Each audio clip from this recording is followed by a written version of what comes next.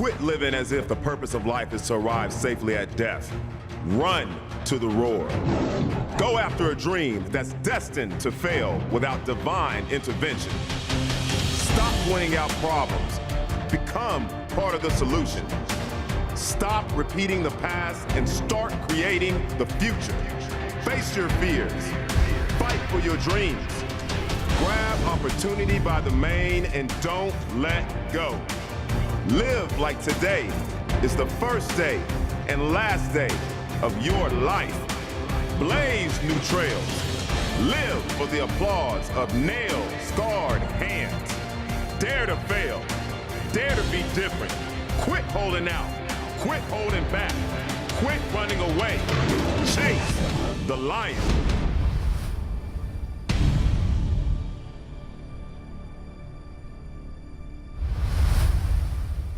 In every storyline, there are defining decisions and defining moments, some positive and some negative.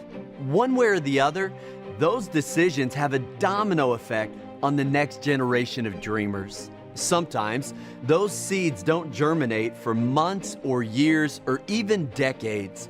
But one thing is certain, you're one decision away from a totally different life.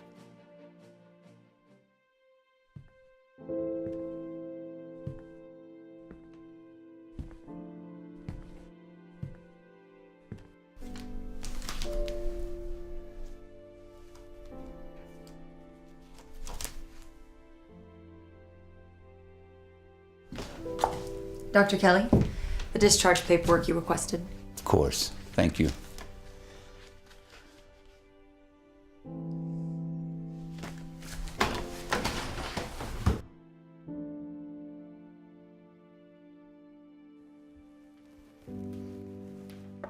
Good morning. It's your graduation day. You should be calling me doctor as long as I've been here. It's been a long road, but we overcame it. That's what's important. You wouldn't be walking out of here healthy today otherwise, okay? Keep that in mind, and I will see you in a few months for your checkup.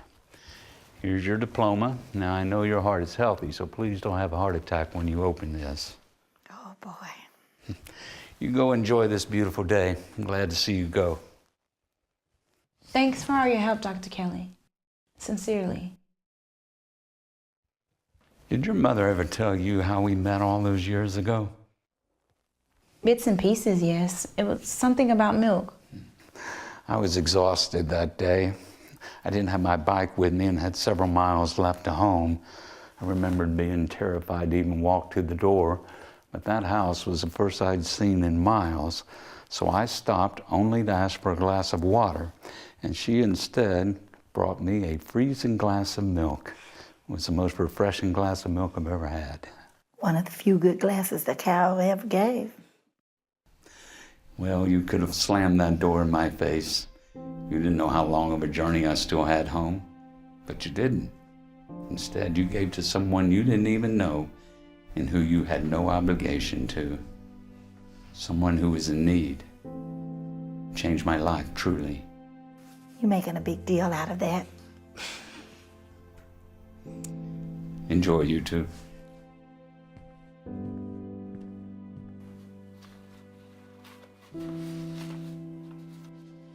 Ma, don't worry about that now. We'll figure out a way to pay it later.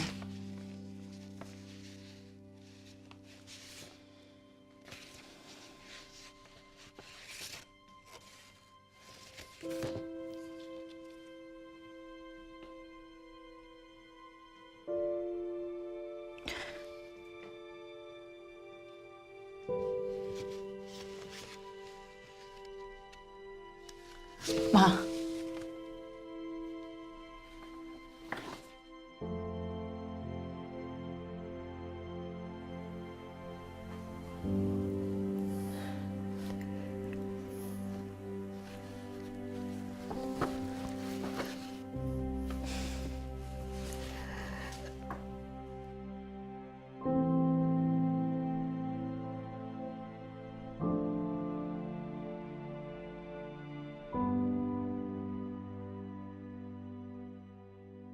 One glass of milk.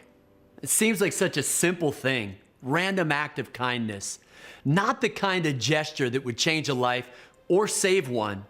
And yet, it's these small acts of kindness, these seemingly insignificant moments that often have the greatest impact in our lives. In 1983, Lauren Whitehead published an article in the American Journal of Physics about the domino chain reaction. You can picture it in your mind, can't you? You knock over a domino, and it sets off a chain reaction that can knock down hundreds of dominoes in a matter of seconds. But the unique significance of Whitehead's research was discovering that a domino is capable of knocking over another domino that's 1.5 times its size. So a 2-inch domino can topple a 3-inch domino. A 3-inch domino can knock over a 4.5-inch domino. And by the time you get to the 18th domino, you could knock over the Leaning Tower of Pisa. Of course, it's leaning, so that's not fair. The 23rd domino could knock over the Eiffel Tower, and by the time you get to the 28th domino, you could take down the Empire State Building. In the realm of mathematics, there are 2 types of progression, linear and exponential. Linear progression is 2 + 2 = 4. Exponential progression is compound doubling. 4 times 4 = 16. If you take 30 linear steps, you're 90 feet from where you started. If you take 30 exponential steps, you circled the earth 26 times. Faith is not linear. Faith is exponential. Every decision we make, every risk we take has a chain reaction, and those chain reactions set off 1,000 chain reactions we aren't even aware of.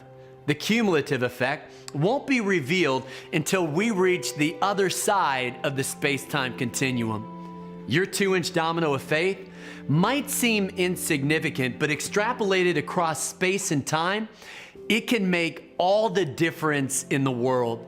Don't despise the day of small beginnings. If you do little things like they're big things, God will do big things like they're little things. Here's what I believe. You are one risk away from a totally different reality. You're one idea away from a totally different mentality. You're one decision away from a totally different eternity. We tend to think in present tense terms. God is operating out of future tense objectives. I get frustrated pretty quickly, pretty easily. Our first few years of pastoring were not easy. I was tempted to give up a time or two. In my mind, we would have only been quitting on the 25 people that attended our first year. But the reality is this: we would have been quitting on the thousands of people who attend National Community Church now. We would have been forfeiting our future. We would have cut off the domino chain reaction before seeing what God would or could do. When the Israelites entered the Promised Land, their first battle was at Jericho, and God taught them an incredibly important lesson. He tells them to circle Jericho for 6 days. On the 7th day, he tells them to circle it 7 times. What if the Israelites had quit circling on day 6? Or what if they'd given up after the 6th circle on the 7th day? Here's what would have happened.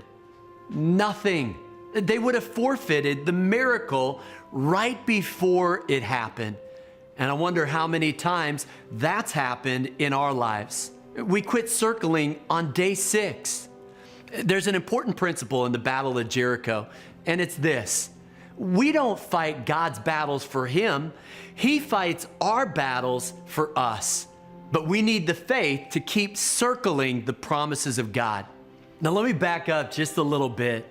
Joshua 6 says, "Then the Lord said to Joshua, 'See, I have delivered Jericho into your hands.'" Did you catch the verb tense? God speaks in the past tense, not the future tense. He doesn't say, "I will deliver." God says, "I have delivered." The significance of that is this: the battle was won before the battle even began. And that's the good news. God has already prepared good works in advance. He's already ordered your footsteps. We just need the faith to keep circling those promises, and we need to praise Him in the process. Now, this is going to sound sacrilegious, but sometimes you need to quit praying. Quit asking God to do something He's already done. Stop praying for it and start praising God for it. Now listen, this isn't some name it, claim it scheme. Whatever you pray for has to be in the will of God and for the glory of God.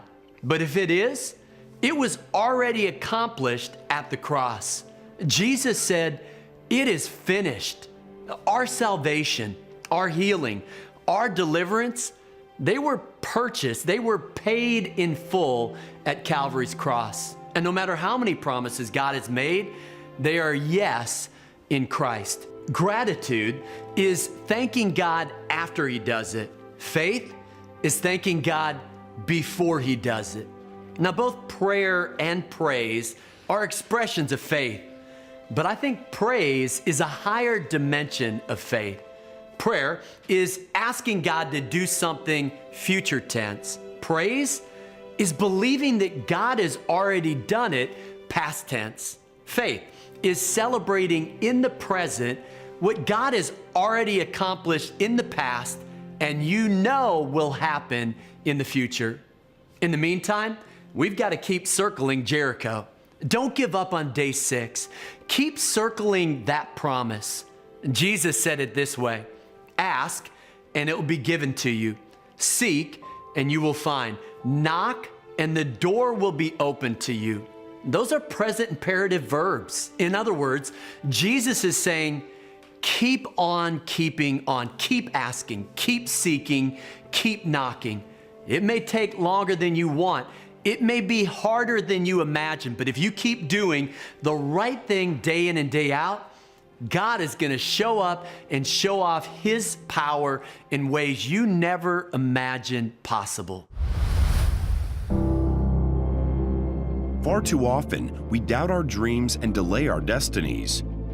Chase the Lion helps you understand why life's greatest fulfillment comes from living in your divine purpose. And you'll discover what happens when you fearlessly chase after your God-sized dream. With grit and gusto, New York Times best-selling author Mark Batterson delivers a bold message to everyone with a big dream. To thank you for your gift of $25 or more in support of the worldwide outreaches of TBN, we'll send you your very own copy of the book Chase the Lion. And for your gift of $75 or more, we'll also include 2 additional books by Pastor Mark: In a Pit with a Lion on a Snowy Day, and his latest book, Whisper, How to Hear the Voice of God, where Pastor Mark will introduce you to the 7 love languages of God and how He speaks to us through them, each one unique and entirely divine. Right now, you can begin the journey that takes you from your God-given dream into your God-ordained destiny. Hear Him, follow Him, run to the roar. Call or go online right now to share a gift and request these powerful resources from Pastor Mark Batterson.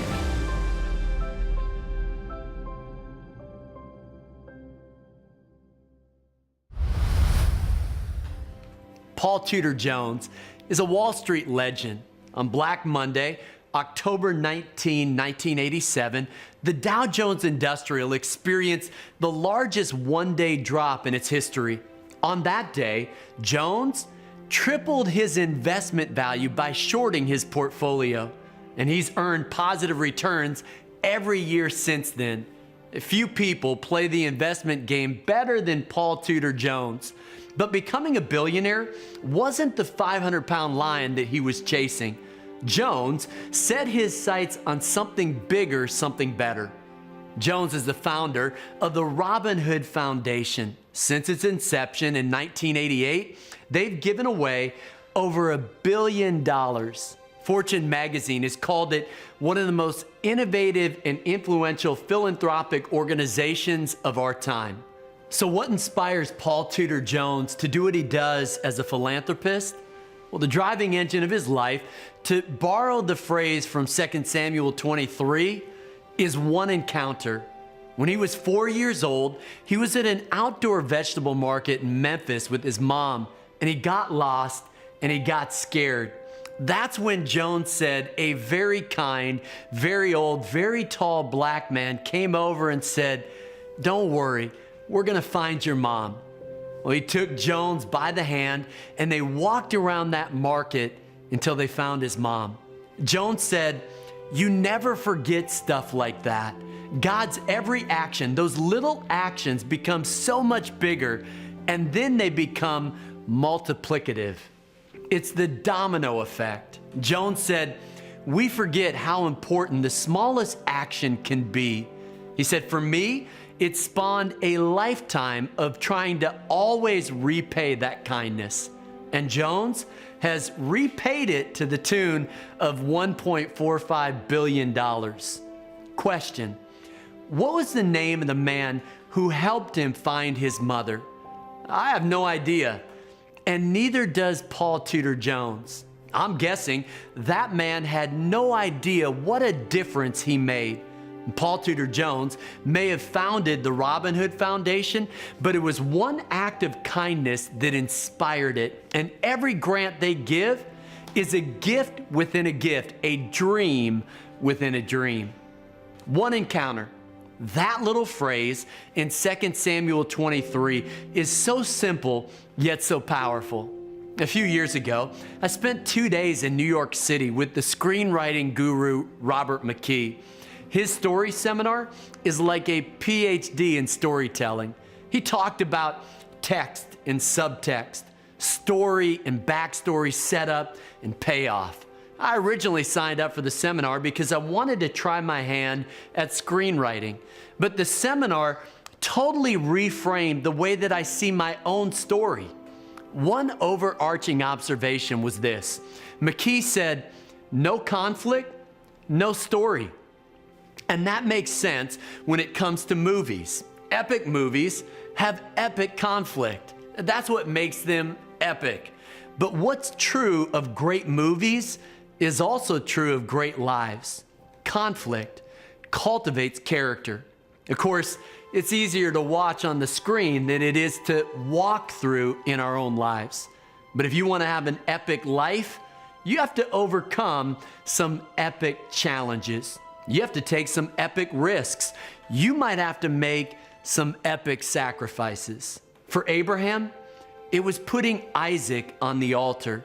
For Moses, it was confronting Pharaoh. For David, it was picking a fight with Goliath. And for Benaiah, it was chasing the lion into the pit on a snowy day. You see, in every storyline, there are defining moments. The technical term is inciting incident. It's a turning point. It's a tipping point. It's a point of no return. Now, some inciting incidents are perceived as positive, like getting a college scholarship or earning a job promotion. Others are perceived as negative, like an employer's pink slip or a doctor's diagnosis.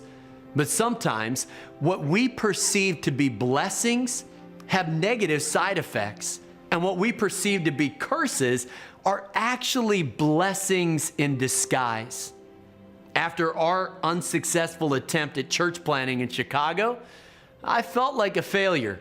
But if that church plant had succeeded, we would have never made the move to Washington, D.C. So in hindsight, that failure is one of the best things that ever happened to me.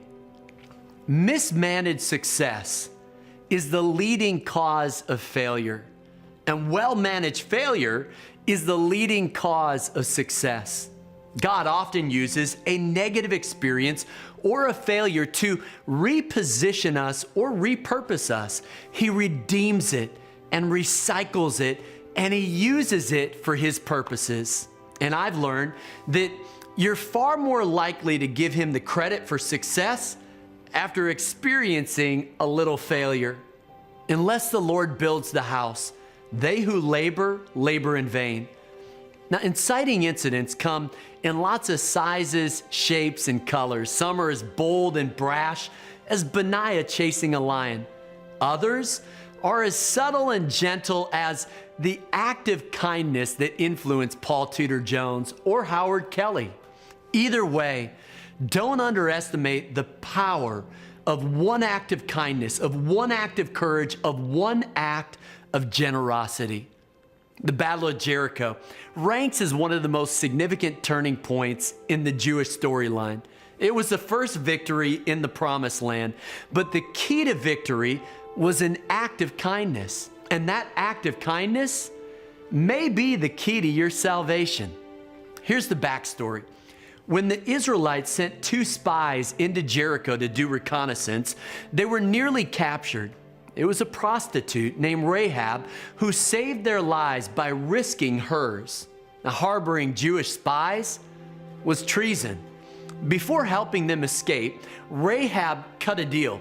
She simply asked them to return the favor. She said, "Please swear to me by the Lord that you will show kindness to my family because I have shown kindness to you." Now, I'm sure Rahab was thinking of her immediate family. It was a present tense request, but it had future tense ramifications. By showing kindness to Rahab, those Jewish spies were also showing kindness to her great-great-grandson named David. That one act of kindness had a domino effect across 4 generations. According to rabbinic tradition, Rahab was one of the 4 most beautiful women in Scripture. The other 3 were Sarah, Abigail, and Esther.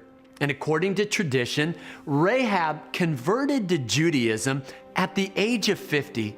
She fell in love with Solomon, a Jewish man from the tribe of Judah.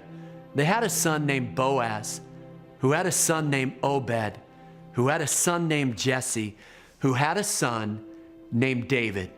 You never know who you're showing kindness to. It might be the great-great-grandmother of a king. It might be a future billionaire who will become a venture philanthropist. Or it might be your future son-in-law. When I was 13 years old, I was in the intensive care unit at Edward Hospital in Naperville, Illinois. Around 2 o'clock in the morning, I felt like I was taking my final breath. The doctors issued a code blue, and my parents called our pastor, Bob Schmidgall. We had just started going to the church he pastored, and it was a church of thousands, so he didn't even know us. But that didn't keep him from coming to the hospital in the middle of the night to pray for me. He didn't know it at the time. But the 13-year-old kid he was praying for would one day become his son-in-law 9 years later. I married his daughter, and we gave him his first grandchild. Sometimes the seeds of our dreams don't germinate for months or years or even decades. But if we plant and water, God will give the increase. Why? Because you can't break the law of sowing and reaping. It will make or break you. Galatians 6:9 says, "Let us not become weary in doing good, for at the proper time we will reap a harvest if we do not give up. Therefore, as we have opportunity, let us do good to all people." When it comes to the domino effect, Rahab is exhibit A. She wasn't just King David's great-great-grandmother.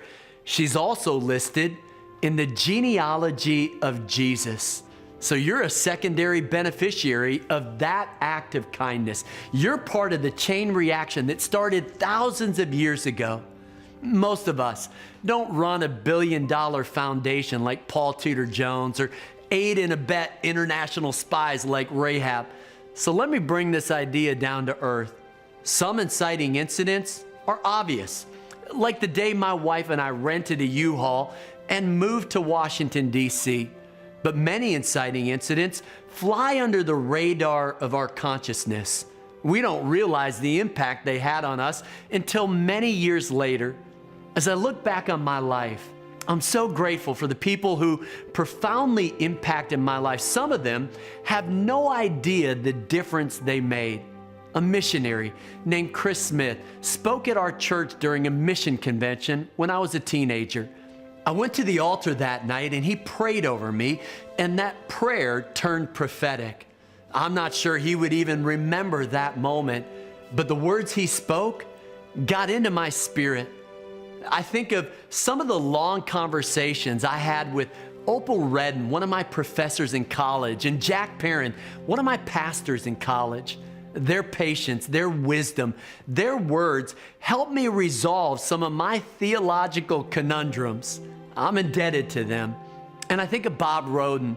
You know, everybody needs somebody who believes in them more than they believe in themselves. Honestly, I don't think I would have hired me at 25, but he saw something in me that I didn't see in myself, and he called it out, and I'm grateful. I don't know what dream God has put in your heart. I don't know the defining moments that have altered the trajectory of your life, but I do know this: one act of kindness, one word of encouragement, one tough conversation can alter someone's eternity. You're one decision away from a totally different life, and where that domino effect ends, only God knows. Chase the Lion is more than a book, more than a series. It's a call to action. Here's the good news. You're one decision away from a totally different life. Quit running away from what you're afraid of and run to the roar. Far too often, we doubt our dreams and delay our destinies. Chase the Lion helps you understand why life's greatest fulfillment comes from living in your divine purpose. And you'll discover what happens when you fearlessly chase after your God-sized dream. With grit and gusto, New York Times best-selling author Mark Batterson delivers a bold message to everyone with a big dream. To thank you for your gift of $25 or more in support of the worldwide outreaches of TBN, we'll send you your very own copy of the book Chase the Lion. And for your gift of $75 or more, we'll also include 2 additional books by Pastor Mark: In a Pit with a Lion on a Snowy Day, and his latest book, Whisper: How to Hear the Voice of God. Call or go online right now to share a gift and request these powerful resources from Pastor Mark Batterson.